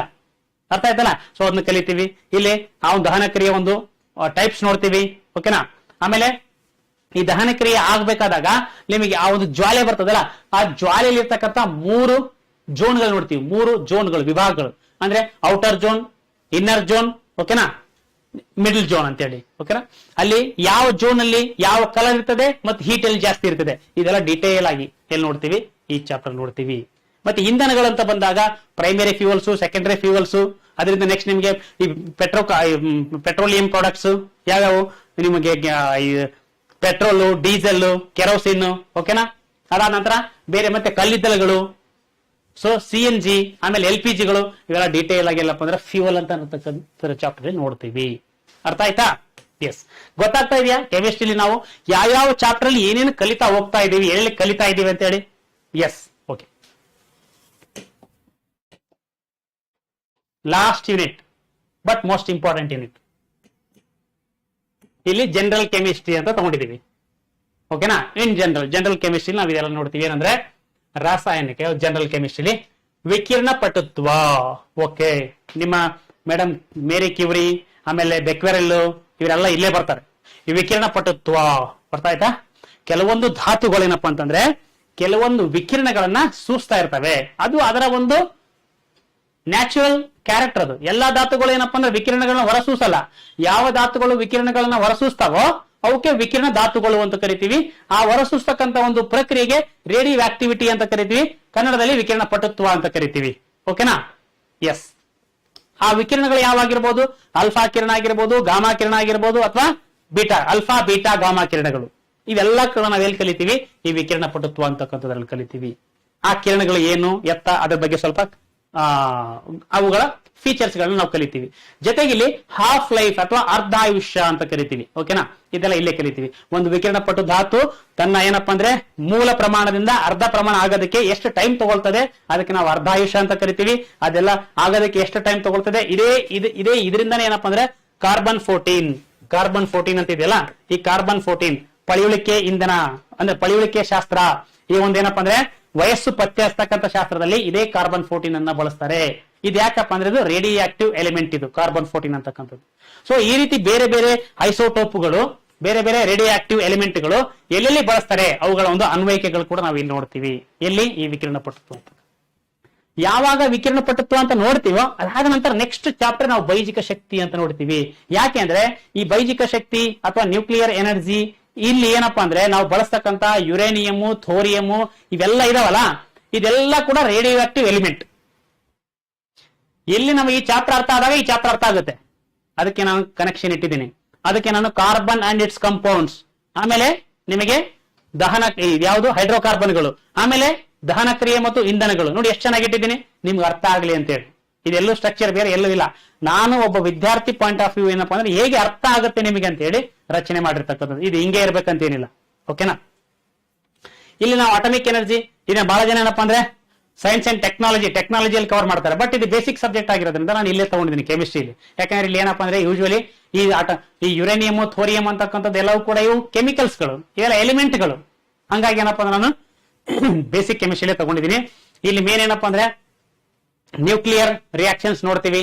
ಅಂದ್ರೆ ಇಲ್ಲಿ ಏನಪ್ಪಾ ಕೆಮಿಕಲ್ ರಿಯಾಕ್ಷನ್ಸ್ ಗಳು ನೋಡೋದಿಲ್ಲ, ಇಲ್ಲಿ ನ್ಯೂಕ್ಲಿಯರ್ ರಿಯಾಕ್ಷನ್ಸ್ ಗಳು ನೋಡ್ತೀವಿ. ಆ ನ್ಯೂಕ್ಲಿಯರ್ ರಿಯಾಕ್ಷನ್ಸ್ ಅಲ್ಲಿ ಎರಡು, ನ್ಯೂಕ್ಲಿಯರ್ ಫ್ಯೂಷನ್, ನ್ಯೂಕ್ಲಿಯರ್ ಫಿಷನ್, ಬೈಜಿಕ ವಿದಳನ, ಬೈಜಿಕ ಸಮ್ಮಿಲನ ಎರಡು ನೋಡ್ತೀವಿ. ಸೂರ್ಯನಲ್ಲಿ ಬಂದಾಗ ಬೈಜಿಕ ಸಮ್ಮಿಲನ, ಅದೇ ಇಲ್ಲಿ ಅಟಾಮಿಕ್ ಪವರ್ ಪ್ಲಾಂಟ್ ಅಲ್ಲಿ ನೋಡಿದಾಗ ಬೈಜಿಕ ವಿದಳನ. ಇವೆಲ್ಲಾ ಕೂಡ ಡೀಟೇಲ್ ನೋಡ್ತೀವಿ. ಇದ್ರ ಜೊತೆಗೆ ಏನಪ್ಪಾ ಅಂದ್ರೆ ಏನೇನು ಬಳಕೆ ಮಾಡ್ತಾರೆ ಇಲ್ಲೆಲ್ಲ, ನ್ಯೂಟ್ರಾನ್ಗಳು ಹೇಗೆ ಅದನ್ನ ಕಂಟ್ರೋಲ್ ಮಾಡ್ತಾರೆ, ಅದನ್ನ ಹೇಗೆ ಅಬ್ಸರ್ವ್ ಮಾಡ್ತಾರೆ, ಅಲ್ಲಿ ಏನೇನು ಬಳಸ್ತಾರೆ, ಇವೆಲ್ಲ ಡೀಟೇಲ್ ಆಗಿ ನೋಡ್ತೀವಿ. ಅಟಾಮಿಕ್ ಪವರ್ ಪ್ಲಾಂಟ್ ಗಳಿದಾವಲ್ಲ, ಈ ಒಂದು ಥರ್ಮಲ್ ಪವರ್ ಪ್ಲಾಂಟ್, ಇಲ್ಲೆಲ್ಲ ಥರ್ಮಲ್ ಅಲ್ಲ, ಅಟಾಮಿಕ್ ಪವರ್ ಪ್ಲಾಂಟ್, ಈ ಒಂದು ಯುರೇನಿಯಂ, ಥೋರಿಯಂ ಇವೆಲ್ಲ ಬಳಸಿ ಈ ಕರೆಂಟ್ ಉತ್ಪಾದನೆ ಮಾಡತಕ್ಕಂಥ ಪ್ಲಾಂಟ್ ಗಳಿದಾವಲ್ಲ, ಅವು ಹೇಗೆ ರನ್ ಆಗ್ತವೆ, ಅವುಗಳು ನಮ್ಮ ದೇಶದಲ್ಲಿ ಎಷ್ಟಿದಾವೆ, ಯಾವ್ಯಾವ ಇದಾವೆ, ಫಸ್ಟ್ ಯಾವ್ದು ಬಂತು, ಕಂಪ್ಲೀಟ್ ಡೀಟೇಲ್ ನೋಡ್ತೀವಿ. ಅದಕ್ಕಿಂತ ಇಂಪಾರ್ಟೆಂಟ್, ನಮ್ಮ ಭಾರತ ಈ ಒಂದು ಅಣು ಪರೀಕ್ಷೆ ಯಾವಾಗ ಮಾಡಿತು, ಓಕೆನಾ? ಅದು ಆಪರೇಷನ್ ಸ್ಮೈಲಿಂಗ್ ಬುದ್ಧ ಆಗಿರ್ಲಿ, ಅದು ಆಪರೇಷನ್ ಶಕ್ತಿ ಆಗಿರ್ಲಿ, ಅವುಗಳ ಡೀಟೇಲ್ ನೋಡೋಣ. ಓಕೆನಾ? ಪೋಖ್ರಾನ್ 1, ಪೋಖ್ರಾನ್ 2 ಎಲ್ಲ ಕೂಡ ಏನಪ್ಪಾ ಅಂದ್ರೆ ಈ ಚಾಪ್ಟರ್ ನೋಡ್ತೀವಿ. ಅರ್ಥ ಆಯ್ತಾ ಸ್ನೇಹಿತರೆ? ಎಸ್. ಇನ್ನು ನೆಕ್ಸ್ಟ್ ವೆರಿ ವೆರಿ ಇಂಪಾರ್ಟೆಂಟ್, ಇತ್ತೀಚೆಗೆ ಬಹಳ ಕ್ವಶನ್ಸ್ ಕೇಳ್ತಾ ಇದ್ದಾರೆ, ಸಿಂಥೆಟಿಕ್ಸ್ ಸಂಶ್ಲೇಷಿತ ವಸ್ತುಗಳು. ಸಿಂಥೆಟಿಕ್ಸ್ ಅಂದ್ರೆ ಮ್ಯಾನ್ ಮೇಡ್ ಮಟೀರಿಯಲ್ಸ್ ಅಂತ. ಮಾನವ ಜನ್ಯ ಅಥವಾ ಮಾನವ ಜನ್ಯ ಅನ್ನೋದಕ್ಕಿಂತ ಮಾನವ ನಿರ್ಮಿತ ವಸ್ತುಗಳು. ಇವೆಲ್ಲ ವಸ್ತುಗಳು ನ್ಯಾಚುರಲ್ ಇದಾವೆ, ಕೆಲವೊಂದು ವಸ್ತುಗಳನ್ನ ಮಾನವ ನಿರ್ಮಿಸಿದ್ದಾನೆ. ಯಾವ್ಯಾವ ವಸ್ತುಗಳು ನೋಡಿ, ಎಕ್ಸಾಂಪಲ್ ನಿಮಗೆ ಇದರಲ್ಲಿ ಬೆಸ್ಟ್ ಎಕ್ಸಾಂಪಲ್ ನಿಮ್ಗೆ ಏನಪ್ಪಾ ಅಂದ್ರೆ ಫರ್ಟಿಲೈಸರ್ಸ್ ಅಂದ್ರೆ ರಸಗೊಬ್ಬರಗಳು. ಯಾವ್ದು ನಿಮ್ಮ ನೈಟ್ರೋಜೆನಿಕ್ ಫರ್ಟಿಲೈಸರ್ಸ್ ಆಗಿರ್ಲಿ ಅಥವಾ ಪೊಟ್ಯಾಸಿಯಂ ಫರ್ಟಿಲೈಸರ್ ಆಗಿರ್ಲಿ ಅಥವಾ ಫಾಸ್ಫರಸ್ ಫರ್ಟಿಲೈಸರ್ಸ್ ಆಗಿರ್ಲಿ, ಅವುಗಳ ಟೈಪ್ಗಳು ಯಾವ್ಯಾವ ಇದಾವೆ ಅದು ಡೀಟೇಲ್ ಆಗಿ ನೋಡ್ತೀವಿ. ಅದ್ರ ಜೊತೆಗೆ ನಿಮಗೆ ಸಿಮೆಂಟ್ ಅಂದ್ರೆ ಏನು, ಸಿಮೆಂಟ್ ಹೇಗೆ ರಚನೆ ಆಗ್ತದೆ, ಸಿಮೆಂಟ್ ನ ಒಂದು ಘಟಕಗಳು ಯಾವುವು, ಯಾವ ರೀತಿ ಅದನ್ನ ತಯಾರಿಸ್ತಾರೆ, ಓಕೆನಾ. ಅದಾದ ನಂತರ ಗಾಜು ಎಂದರೇನು, ಇವೆಲ್ಲ ನೈಸ್ ಸಿಂಥೆಟಿಕ್ ಮಟೀರಿಯಲ್ಸ್. ಇವೆಲ್ಲ ಯಾವ ರಸಗೊಬ್ಬರಗಳು, ಸಿಮೆಂಟು, ಗಾಜು ಅಂದ್ರೇನು, ಗಾಜು ಹೇಗೆ ತಯಾರಿಸ್ತಾರೆ, ಅದರಲ್ಲಿ ಏನೇನ್ ಕೀ ಫ್ಯಾಕ್ಟ್ಸ್ ಇದಾವೆ, ಎಕ್ಸಾಮ್ ಪಾಯಿಂಟ್ ಆಫ್ ವ್ಯೂ ಏನಿದಾವೆ, ಓಕೆನಾ. ಆಮೇಲೆ ಗಾಜಿನ ವಿಧಗಳು ಯಾವುವು, ಎಲ್ಲಿ ಯಾವ ತರ ಗಾಜು ಬಳಸ್ತಾರೆ, ಬೋರೋಸಿಲಿಕೇಟ್ ಗಾಜ್ ಆಗಿರ್ಲಿ ಅಥವಾ ಕ್ರೂಕ್ಸ್ ಗ್ಲಾಸ್ ಆಗಿರ್ಲಿ, ಅರ್ಥ ಆಯ್ತಾ, ಅಥವಾ ನಿಮ್ಮ ಸೋಡಾ ಗ್ಲಾಸ್ ಆಗಿರ್ಲಿ, ಇವೆಲ್ಲ ಇಂಪಾರ್ಟೆಂಟ್ ಕಲಿತೀವಿ. ಇದ್ರ ಜೊತೆಗೆ ನೆಕ್ಸ್ಟ್ ಏನಪ್ಪ ಅಂದ್ರೆ ಯಾವ್ದು ನಿಮ್ಮ ಸಿಮೆಂಟ್ ಆಯ್ತು, ಗಾಜ್ ಆಯ್ತು, ರಸಗೊಬ್ಬರಗಳಾಯ್ತು, ಆಮೇಲೆ ರಬ್ಬರ್, ವಲ್ಕನೈಸೇಷನ್, ಇವೆಲ್ಲ ಇಲ್ಲಿ ಕಲಿತೀವಿ. ಇದ್ರ ಜೊತೆಗೆ ಕಾಗದ ಹೇಗೆ ತಯಾರು ಮಾಡ್ತಾರೆ, ಅದರಲ್ಲಿ ಏನ್ ಪ್ರೊಸೀಜರ್, ಇಂಪಾರ್ಟೆಂಟ್ ಪಾಯಿಂಟ್ಗಳು. ಮತ್ತೆ ವೆರಿ ಇಂಪಾರ್ಟೆಂಟ್ ಸಾಬೂನು ಮತ್ತು ಮಾರ್ಜಕಗಳು, ಸೋಪ್ಸ್ ಅಂಡ್ ಡಿಟರ್ಜೆಂಟ್ಸ್ ಅಂದ್ರೆ ಏನು, ಹೇಗೆ ತಯಾರು ಮಾಡ್ತಾರೆ, ಅಲ್ಲಿ ಏನಿದಾವೆ ಪಾಯಿಂಟ್ಸ್ಗಳು, ಅರ್ಥ ಆಯ್ತಾ. ಇದಾದ ನಂತರ ಕೊನೆಗೆ ಏನಪ್ಪಾ ಅಂದ್ರೆ ಕೆಲವೊಂದು ಡ್ರಗ್ಸ್ ಗಳು, ಈ ಟ್ರಾಂಕ್ಯುಲೈಸರ್ಸ್ ಗಳು, ಓಕೆನಾ, ಸೆಡೇಟಿವ್ಸ್, ಓಕೆನಾ, ಆಂಟಿಪೈರೆಟಿಕ್ಸ್, ಸೊ ಅನಲ್ಜೆಸಿಕ್, ಆಮೇಲೆ ನಿಮ್ಮ ಆಂಟಿಸೆಪ್ಟಿಕ್, ಆಮೇಲೆ ಫ್ಯೂಮಿಗೆಂಟ್ಸ್, ಇವೆಲ್ಲ ಡಿಟೇಲ್ ಆಗಿ ನಾವೆಲ್ಲ ನೋಡ್ತೀವಿ ಅಂದ್ರೆ ಸಿಂಥೆಟಿಕ್ಸ್ ಅಂತಕ್ಕಂಥ ಒಂದು ಚಾಪ್ಟರ್ ನೋಡ್ತೀವಿ. Very very important. ಇನ್ನ 19ನೇ ಚಾಪ್ಟರ್ ಅನಿಲಗಳ ವರ್ತನೆ. ಈಗೇನ್ ಗ್ಯಾಸ್ ಇದೆ ಅಲ್ಲ, ಗ್ಯಾಸ್ ಯಾವ ರೀತಿ ವರ್ತನೆ ಮಾಡ್ತದೆ ಅಂತ ಅನ್ನೋದಕ್ಕೆ ನಾವು ಗ್ಯಾಸಿಯಸ್ ಬಿಹೇವಿಯರ್ ಅಂತಕ್ಕಂಥ ಒಂದು ಚಾಪ್ಟರ್ ನೋಡ್ತೀವಿ. ಈ ಗ್ಯಾಸಿಯಸ್ ಬಿಹೇವಿಯರ್, ಗ್ಯಾಸ್ಗಳ ಬಗ್ಗೆ, ಅನಿಲಗಳ ಬಗ್ಗೆ ನಾವು ಸ್ಟಡಿ ಮಾಡೋದಕ್ಕೆ ನಮಗೆ 5 ನಿಯಮಗಳಿದಾವೆ. 5 ಜನರು ಕೊಟ್ಟಿರ್ತಕ್ಕಂಥ ಒಂದು ನಿಯಮಗಳಿದಾವೆ. ಅವಕ್ಕೆ ನಾವು ಏನಪ್ಪಾ 1 by 1 ಕಲಿಬೇಕು. ಬಹಳ ಈ ಎಕ್ಸಾಮ್ ಕೇಳ್ತಾ ಇರ್ತಾರೆ. ಅವರೇ ಯಾರಪ್ಪ ಅಂದ್ರೆ ಚಾರ್ಲ್ಸ್ ನ ನಿಯಮ, ಬಾಯ್ಲ್ಸ್ ನ ನಿಯಮ, ಗೇಲ್ ಲುಸಾಕ್ ನ ನಿಯಮ, ಓಕೆನಾ, ಅವೋಗಡ್ರೋಸ್ ನ ನಿಯಮ, ಮತ್ತೆ ಐಡಿಯಲ್ ನಿಯಮ, ಐಡಿಯಲ್ ಗ್ಯಾಸ್. ಸೊ ಹಾಗಾಗಿ ಚಾರ್ಲ್ಸ್ ಲಾ, ಬಾಯ್ಲ್ಸ್ ಲಾ, ಗೇಲ್ ಲುಸಾಕ್ ಲಾ, ಅವೋಗಡ್ರೋಸ್ ಲಾ, ಆಮೇಲೆ ಐಡಿಯಲ್ ಲಾ, ಇವು 5 ರೀತಿಯಿಂದ ನಾವೇನಪ್ಪಾ ಅಂದ್ರೆ ಈ ಅನಿಲಗಳ ವರ್ತನೆ ಕಲಿತೀವಿ. ಗೊತ್ತಾಯ್ತಾ? ಎಸ್. ಅದಾದ ನಂತರ ನೆಕ್ಸ್ಟ್ ಉಷ್ಣಗತಿಶಾಸ್ತ್ರ. ಇದು ನಿಮಗೆ ಹೊಸ ಚಾಪ್ಟರ್ಗಳು. ನೀವು ಯಾರು ಕೂಡ ನಿಮ್ಗೆ ಏನಂದ್ರೆ ಇಲ್ಲಿವರೆಗೂ ಕೆಮಿಸ್ಟ್ರಿ ಯಾರು ಮಾಡಿಲ್ಲ. ಸೊ ಅಂತ ನಾನೇನಪ್ಪ ಕೆಲವೊಂದು 2-3 ಮಾಡಿದ್ದೀನಿ, ಓಕೆನಾ. ಅದು ಕಲಿಲಗಳು, ದ್ರಾವಣಗಳು, ಮತ್ತೇನಪ್ಪ ಅಂದ್ರೆ ನಿಲಂಬನಗಳು, ಅವು ಕೂಡ ಏನಪ್ಪಾ ಅಂದ್ರೆ ಹೊಸದು. ಬರೀ ಜಸ್ಟ್ ಏನಪ್ಪಾ ಸ್ವಲ್ಪ ಜನ ಕಲಿಲಗಳು ಅಂತ ಅಷ್ಟೇ ಹೇಳ್ಬಿಡ್ತಾರೆ. ಬಟ್ ಹೊಸ ಚಾಪ್ಟರ್ ಆಡ್ ಮಾಡಿದೀನಿ. NCERT ನೋಡ್ಕೊಂಡು ಆಡ್ ಮಾಡಿದೀನಿ, ಗೊತ್ತಿರ್ಲಿ, ನಂದೇನು ಹೊಸದಲ್ಲ. NCERT ನೋಡ್ಕೊಂಡು ಎಲ್ಲಿದೆ ಅಂದ್ರೆ ನಮ್ಮ ಹುಡುಗರು ಕೇಳ್ತಾರೆ, ಕೇಳಿದ್ರೆ ಕೂಡ ಎಕ್ಸಾಮ್ಸ್ ಅಲ್ಲಿ. ಸೊ ಹಂಗಾಗಿ ನಿಮಗೆ ಥರ್ಮೋಡೈನಮಿಕ್ಸ್ ಅಂತಕ್ಕಂಥ ಹೊಸ ಚಾಪ್ಟರ್ ನ ಈ ರಸಾಯನ ಶಾಸ್ತ್ರದಲ್ಲಿ ಆಡ್ ಮಾಡಿದೀನಿ. ಸೊ ಯಾಕೆ ಸರ್ ಇಲ್ಲಿ ಏನ್ ಕಲಿತೀವಿ ನಾವು, ಅಂತದ್ದು ಏನಿದೆ ಸರ್ ಇಲ್ಲಿ ಅಂತ ಕೇಳಿದಾಗ, ರಿಯಾಕ್ಷನ್ ನಡಿಬೇಕಾದಾಗ ಯಾವುದೇ ರಿಯಾಕ್ಷನ್ಸ್ ಆಗಿರ್ಲಿ, ಅದು ಪ್ರಪಂಚದಲ್ಲಿ ಸಾಕಷ್ಟು ರಿಯಾಕ್ಷನ್ ನಡೀತಾನೆ ಇರ್ತವೆ, ಓಕೆನಾ. ಅಲ್ಲಿ ನಾವು ಥರ್ಮೋಡೈನಮಿಕ್ ಪ್ರಕಾರ ನೋಡ್ಬೇಕಾದಾಗ ಇಲ್ಲಿ ಏನ್ ಕರಿತೀವಿ, ಸಿಸ್ಟಮ್, ಸರೌಂಡಿಂಗು ಮತ್ತೆ ಬಾರ್ಡರ್ ಅಂತಕ್ಕಂಥ 3 ಕಾನ್ಸೆಪ್ಟ್ ನೋಡ್ತೀವಿ. ಅಂದ್ರೆ ವ್ಯವಸ್ಥೆ ಮತ್ತು ಪರಿಸರ, ಪರಿಸರ ಮತ್ತೆ ವ್ಯವಸ್ಥೆ, ಮತ್ತು ಪರಿಸರ ಮತ್ತು ವ್ಯವಸ್ಥೆಯನ್ನ ಬೇರ್ಪಡಿಸ್ತಕ್ಕಂಥ ಒಂದು ಏನು ಸರೌಂಡಿಂಗ್, ಅಂದ್ರೆ ಒಂದು ಬೇರ್ಪಡಿಸ್ತಕ್ಕಂಥ ಒಂದು, ನೀವು ಏನ್ ಹೇಳ್ಬೋದು ಅದಕ್ಕೆ, ಬೇರ್ಪಡಿಸ್ತಕ್ಕಂಥ ಒಂದು ಸರೌಂಡಿಂಗ್, ಓಕೆನಾ. ಅದು ಕನ್ನಡ ವರ್ಡ್ ಸಿಗ್ತಾ ಇಲ್ಲ. ಸೊ ಇವುಗಳ ಬಗ್ಗೆ ನಾವು ಡೀಟೇಲ್ ಆಗಿ ನೋಡ್ತೀವಿ. ಮತ್ತೆ ಆ ಒಂದು ಕ್ರಿಯೆ ನಡೀತಾ ಇದೆ ಅಂತ ಅಂದಾಗ ಎಂತ ಕ್ರಿಯೆ, ಏನು ತೆರೆದ ಕ್ರಿಯೆನ ಅಥವಾ ಮುಚ್ಚಿದ ಕ್ರಿಯೆನ ಅಥವಾ ಪ್ರತ್ಯೇಕಿಸಲ್ಪಟ್ಟ ಕ್ರಿಯೆನ, ಅಂದ್ರೆ ಇಂಗ್ಲಿಷ್ ಅಲ್ಲಿ open reaction, closed reaction, isolated reactions, ಇವೆಲ್ಲ ನೋಡ್ತೀವಿ. ಇದಕ್ಕಿಂತ ಇಂಪಾರ್ಟೆಂಟ್ ಥರ್ಮೋಡೈನಮಿಕ್ಸ್ ನ 4 ಲಾಗಳು ನೋಡ್ತೀವಿ, ಅದರ ಅಪ್ಲಿಕೇಶನ್ ಸಮೇತ. ಅಂದ್ರೆ ಥರ್ಮೋಡೈನಮಿಕ್ಸ್ ನ ಫಸ್ಟ್ ಲಾ, ಥರ್ಮೋಡೈನಮಿಕ್ಸ್ ನ ಸೆಕೆಂಡ್ ಲಾ, ಈಗೇನ್ ರೆಫ್ರಿಜಿರೇಟರ್ ವರ್ಕ್ ಮಾಡ್ತದೆ ಥರ್ಮೋಡೈನಮಿಕ್ಸ್ ನ ಸೆಕೆಂಡ್ ಲಾ ಪ್ರಕಾರ ಅಂತ ಹೇಳಿದ್ವಲ್ಲ, ಅದೆಲ್ಲ ಇಲ್ಲಿ ಕಲಿತೀವಿ, ಅರ್ಥ ಆಯ್ತಾ. ಥರ್ಮೋಡೈನಮಿಕ್ಸ್ ನ 0 ಲಾ, ಥರ್ಮೋಡೈನಮಿಕ್ಸ್ ನ 3ನೇ law. So 0 law, first law, second law, third law, ಇವು 4 ಲಾಗಳು ಕೂಡ ಥರ್ಮೋಡೈನಮಿಕ್ಸ್ ಅಲ್ಲಿ ಕಲಿತೀವಿ, ಓಕೆ. ಆಮೇಲೆ ಕ್ರಿಯೆಗಳು ಐಸೋಥರ್ಮಲ್, ಐಸೋಕೋರಿಕ್, ಐಸೋಬರಿಕ್, ಇವೆಲ್ಲ ಕೂಡ ನಾವು ಇಲ್ಲೇ ಕಲಿತೀವಿ. ಗೊತ್ತಾಯ್ತಾ ಸ್ನೇಹಿತರೆ? ಎಸ್. ಓಕೆ, ಲಾಸ್ಟ್ ಇದೆ ಯಾವುದು ಅಂತಂದ್ರೆ 21ನೇ ಚಾಪ್ಟರ್. ನಿಮಗೆ ಈ 21 ಚಾಪ್ಟರ್ಗಳು ಕೂಡ ನಾವು ಇಲ್ಲಿ ಹೇಳ್ಕೊಡ್ತೀನಿ ನಿಮಗೆ, ಓಕೆನಾ. ಈ ಟಾರ್ಗೆಟ್ 360ಯಲ್ಲಿ 21 ಚಾಪ್ಟರ್ಗಳು ಕೂಡ ಏನಪ್ಪಾ ಅಂದ್ರೆ ಕಂಪ್ಲೀಟ್ ಮಾಡ್ಕೊಡ್ತೀನಿ. That exam point of view ಏನು ಬರ್ತವೆ ಅವೇ ಮೇನ್ ಫೋಕಸ್, ಅರ್ಥ ಆಯ್ತಾ. ಎಸ್, ಇಲ್ಲಿ ನೋಡಿ ಏನಿದೆ ಹಾಗಾದ್ರೆ ಸೌರಶಕ್ತಿ, ಸೋಲಾರ್ ಎನರ್ಜಿ. ಇಲ್ಲಿ ನಿಮಗೇನಂದ್ರೆ ವಿಶೇಷವಾಗಿ ಅವಾಗಲೇ ಹೇಳಿದ್ನಲ್ಲ, ನ್ಯೂಕ್ಲಿಯರ್ ಫ್ಯೂಷನ್ ಪ್ರಕಾರ ಸೋಲಾರ್ ಎನರ್ಜಿ ಹೇಗೆ ಜನರೇಟ್ ಆಗುತ್ತೆ. ಓಕೆನಾ? ಎಕ್ಸಾಂಪಲ್, ಫೋಟೋ ವೋಲ್ಟಾಯಿಕ್ ಸೆಲ್ ಅಂದ್ರೆ ಏನು, ಸೋಲಾರ್ ಸೆಲ್ ಅಂದ್ರೆ ಏನು, ಸೋಲಾರ್ ಪ್ಯಾನಲ್ ಅಂತಂದ್ರೆ ಏನು, ಮತ್ತೆ ಆ ಸೋಲಾರ್ ಸೆಲ್ ನಾವು ಬಳಕೆ ಮಾಡ್ಕೊಂಡು ಎಲ್ಲಿ ಬಳಕೆ ಮಾಡ್ತೀವಿ, ಏನ್ ಹೀಟಿಗೆ ಬಳಕೆ ಮಾಡ್ತೀವೋ ಅಥವಾ ಏನ್ ಎಲೆಕ್ಟ್ರಿಸಿಟಿಗೆ ಬಳಕೆ ಮಾಡ್ತೀವೋ, ಎರಡಕ್ಕೂ ಬಳಕೆ ಮಾಡ್ತೀವಿ. ಅಲ್ಲಿ ಅಂದ್ರೆ ಅವುಗಳ ಸೋಲಾರ್ ಹೀಟಿಂಗ್ ಸಾಧನಗಳು ಯಾವುವು, ನಿಮ್ಗೆ ಸೌರ ಜಲತಾಪಕ, ಸೋಲಾರ್ ವಾಟರ್ ಹೀಟರ್, ಸೋಲಾರ್ ಕುಕ್ಕರ್ಗಳು. ಸೊ ಇವೆಲ್ಲ ಡೀಟೇಲ್ಸ್ ಅನ್ನ ನೋಡ್ತೀವಿ. ಓಕೆ, ಇದ್ರ ಜೊತೆಗೆ ಏನಪ್ಪಾ ಅಂದ್ರೆ ನಮ್ಮ ಭಾರತ ಇಂಪಾರ್ಟೆಂಟ್, ವೆರಿ ಇಂಪಾರ್ಟೆಂಟ್, ಭಾರತ ಹೆಡ್ ಕ್ವಾರ್ಟರ್ ಇರ್ತಕ್ಕಂಥ ಇಸಾ, ಓಕೆನಾ, ಇಂಟರ್ನ್ಯಾಷನಲ್ ಸೋಲಾರ್ ಅಲಯನ್ಸ್ ಆಗಿರ್ಲಿ, ಅಥವಾ ನಿಮ್ಮ PM ಕುಸುಮ್ ಯೋಜನೆ ಆಗಿರ್ಲಿ, ಅಥವಾ ನಿಮ್ಮ ಹರ್ ಘರ್ ಮುಫ್ತ್ ಬಿಜ್ಲಿ ಯೋಜನೆ ಆಗಿರ್ಲಿ. ಸೊ ಇವೆಲ್ಲ ಡೀಟೇಲ್ಸ್ ಏನಪ್ಪಾ ಅಂದ್ರೆ ಈ ಸೋಲಾರ್ ಅಥವಾ ಸೌರಶಕ್ತಿಗೆ ಸಂಬಂಧಪಟ್ಟಿರ್ತಕ್ಕಂಥ ಕೆಲವೊಂದು ಸ್ಕೀಮ್ಗಳ ಸಮೇತ ಏನಪ್ಪಾ ಅಂದ್ರೆ ನಾವು ಈ ಚಾಪ್ಟರ್ ಅಲ್ಲಿ ಕವರ್ ಮಾಡ್ತೀವಿ. ಅರ್ಥ ಆಯ್ತಾ ಸ್ನೇಹಿತರೆ? ಎಸ್. ಓಕೆ, ಒಟ್ಟಾರೆಯಾಗಿ ಏನಪ್ಪಾ ಅಂದ್ರೆ ಈಗ ನಿಮಗೆ ಕಂಪ್ಲೀಟ್ ಚಿತ್ರಣ ಸಿಕ್ತು, ಏನು ಎತ್ತ ಅಂತ ಹೇಳಿ. ಓಕೆ, ಕೆಮಿಸ್ಟ್ರಿ ಅಂದ್ರೆ ಏನಿರ್ತದೆ ಅಂತ ಹೇಳಿ. ಈಗ ಇನ್ನೊಂದ್ಸರಿ ನಾನು ಏನಪ್ಪಾ ಅಂದ್ರೆ ಜಸ್ಟ್ ಅದನ್ನ ತೋರ್ಸ್ಕೊಂಡ್ ಬರ್ತೀನಿ ನಿಮಗೆ. ನೋಡಿ, ಪಠ್ಯಕ್ರಮ ಸಿಲೆಬಸ್ ನಾವೇನೋ ನೋಡ್ಕೊಂಡು ಬಂದಿದ್ದೀವಿ. ಸೊ ಇದ್ರ ಪ್ರಕಾರನೇ ಕ್ಲಾಸ್ ಮಾಡ್ತೀನಿ, ಗೊತ್ತಿರಿ. ಹಾಗಾಗಿ ಫಸ್ಟ್ ಕ್ಲಾಸ್ ನಿಮಗೆ ಆಲ್ವೇಸ್ ಇಂಪಾರ್ಟೆಂಟ್. ಏನಿದೆ ಘಟಕ 1 ಭೌತ ರಸಾಯನ ಶಾಸ್ತ್ರ, ಫಿಸಿಕಲ್ ಕೆಮಿಸ್ಟ್ರಿ, ಅಲ್ಲಿ ನಾವೇನ್ ಡಿಸ್ಕಸ್ ಮಾಡ್ತೀವಿ, ಮ್ಯಾಟರ್ ಇನ್ ಅವರ್ ಸರೌಂಡಿಂಗ್. ಓಕೆನಾ, ನಮ್ಮ ಸುತ್ತಮುತ್ತಲಿನ ದ್ರವ್ಯ. ಎರಡನೇದು ಇದಾದ ನಂತರನೇ ಕಲಿಬೇಕು ನಾವಿಲ್ಲಿ. ಓಕೆನಾ, ಯಾಕಂದ್ರೆ ಈ ದ್ರಾವಣಗಳು ಅಂತಕ್ಕಂಥದ್ದು ಕೂಡ ಒಂದು ಮ್ಯಾಟ್ರೆ. ಹಂಗಾಗಿ ಎರಡನೇ ಚಾಪ್ಟರ್ ದ್ರಾವಣಗಳು, ಕಲಿಲಗಳು ಮತ್ತು ನಿಲಂಬನಗಳು. ಇಲ್ಲಿ ಯಾರು ಈ ಚಾಪ್ಟರ್ ಫಸ್ಟ್ ಟೈಮ್ ಇಲ್ಲಿ ಹಾಕಿಲ್ಲ, ನಾನು ಅಂತ ಎಕ್ಸ್ಪೆರಿಮೆಂಟ್ ಮಾಡಿದ್ದೀನಿ ನಿಮಗೆ. ಓಕೆನಾ, ಸೊಲ್ಯೂಷನ್ಸ್, ಕೊಲೈಡ್, ಸಸ್ಪೆನ್ಷನ್ಸ್. ನೆಕ್ಸ್ಟ್ ಮೂರನೇದು ಪರಮಾಣುಗಳು ಮತ್ತು ಅಣುಗಳು, ಅಟಾಮ್ಸ್ ಅಂಡ್ ಮಾಲಿಕ್ಯೂಲ್ಸ್ ನೋಡ್ತೀವಿ. ನಾಲ್ಕನೇದು ಪರಮಾಣುವಿನ ರಚನೆ, ಅಟಾಮಿಕ್ ಸ್ಟ್ರಕ್ಚರ್ ನೋಡ್ತೀವಿ.